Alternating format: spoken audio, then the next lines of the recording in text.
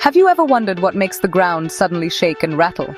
It's not a giant stomping its feet or a huge underground train. It's an earthquake. Imagine our planet, Earth, is like a giant puzzle. It's not one solid piece. The surface is broken up into huge sections called tectonic plates. These plates are always moving, but they move very, very slowly. They float on top of a layer of hot, gooey rock, kind of like crackers floating on a thick soup. An earthquake is what happens when these giant puzzle pieces suddenly slip or break. It's the Earth's way of releasing a whole lot of built-up energy all at once. Think of it like this. Try bending a plastic ruler. As you bend it, you are putting energy into it.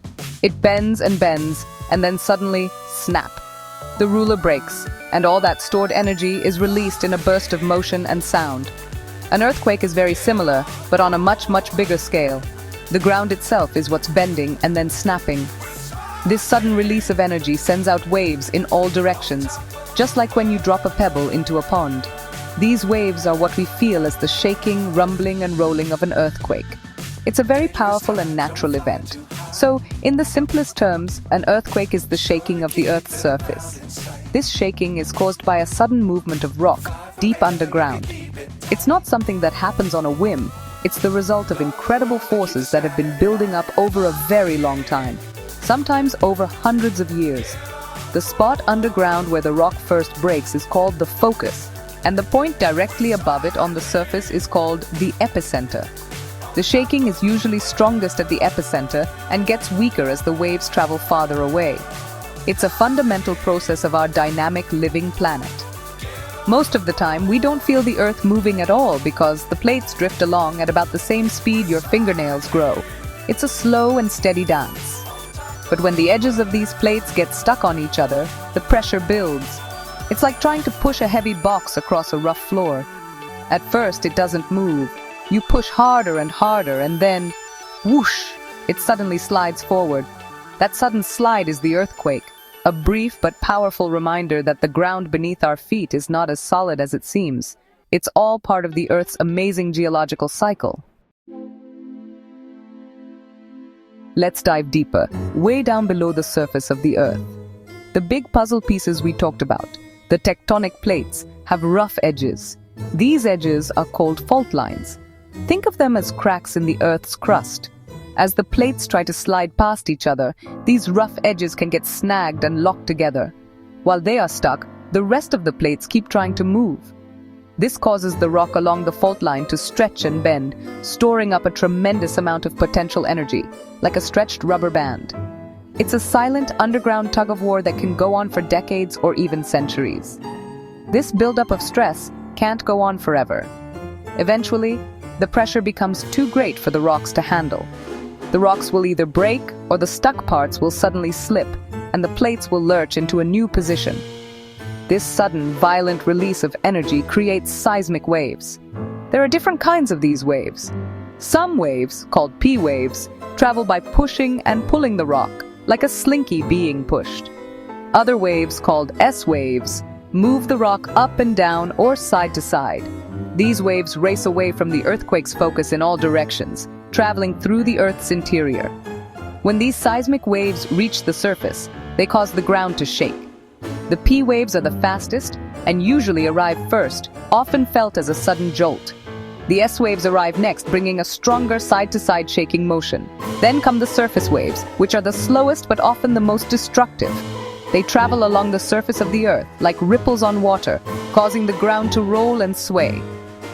It's this combination of different wave motions that people experience as the rolling, jarring, and shaking of an earthquake.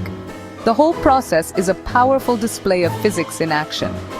Interestingly, scientists can't predict exactly when an earthquake will happen, but they can identify where they are likely to occur. This is because most earthquakes happen along those known fault lines. The most famous fault line in the United States is the San Andreas Fault in California. This is where the Pacific Plate is sliding north past the North American Plate. Because these two massive plates are constantly grinding against each other, the region experiences frequent earthquakes. By studying these faults, scientists can understand the risk and help communities prepare for future shaking. It's all about understanding the forces at play.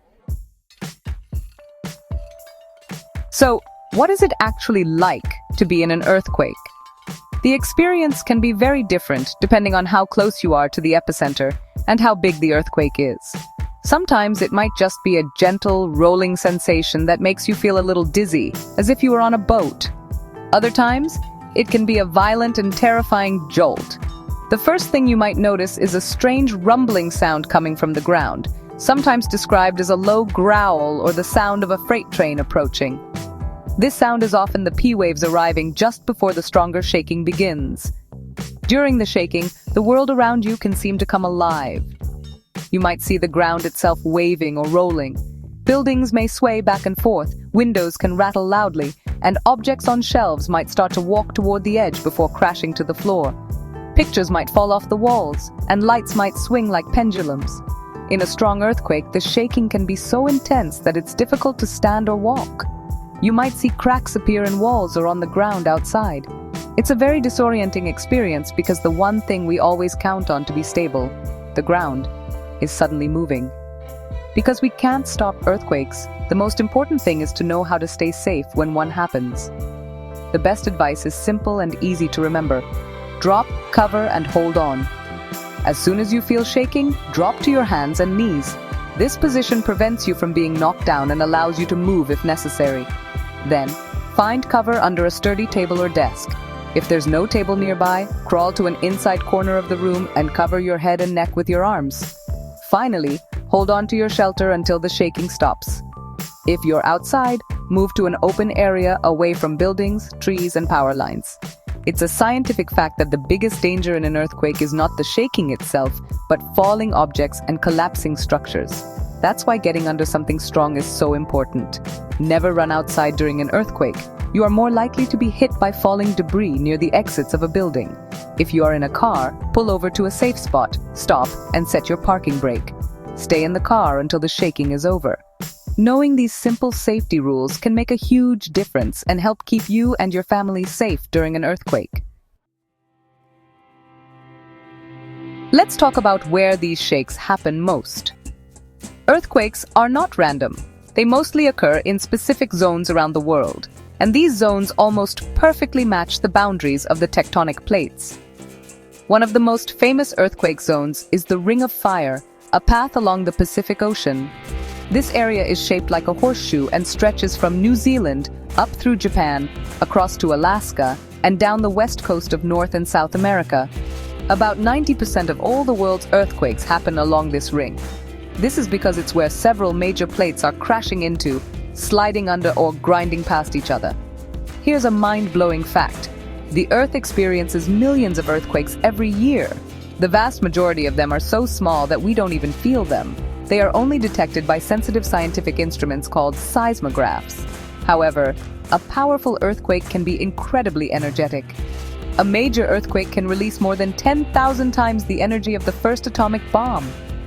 Another cool fact is that earthquakes can even change the length of a day.